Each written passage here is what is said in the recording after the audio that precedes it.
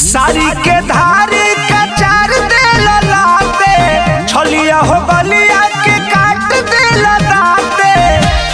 हे राजा अरे खाइए ना जा।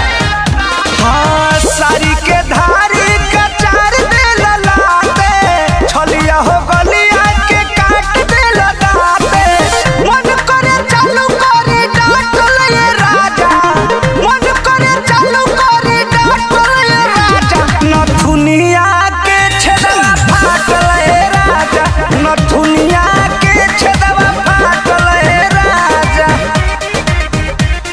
नथुनिया के छेदवा फाटल हे राजा।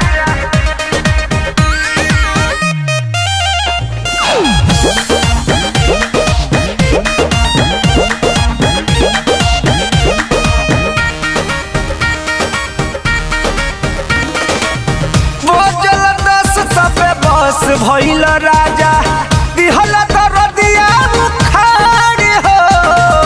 गोते गोते हो गोथे लागल मुँह मारो ऐसन प्यार हो।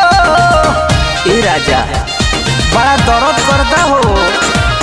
वो जलदस तबे बस भइल राजा, दिहल दरदिया उखाड़ हो। गोते गोते हो गोथे लागल मुँह मारो ऐसन प्यार हो। छोड़ दे तू दहिया के जातल ये राजा, छोड़ दे तू दहिया के जातल ये राजा। नथुनिया के छेदवा फाटल हे राजा, नथुनिया के छेदवा फाटल हे राजा, नथुनिया के छेदवा फाटल हे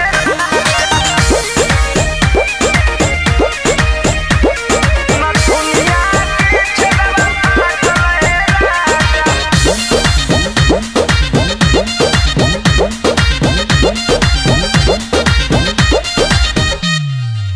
कृष्णा पे दर्दी पर मोध बोध नइखे पर गइने हम परेशानी में। चाटत बाड़ो या काटत बाड़ो मच्छर से ज्यादा मच्छरदानी में।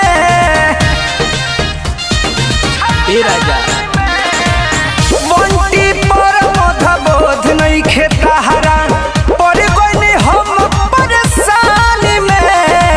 चाटत बाड़ो या काटत बाड़ो मच्छर से ज्यादा मच्छरदानी में।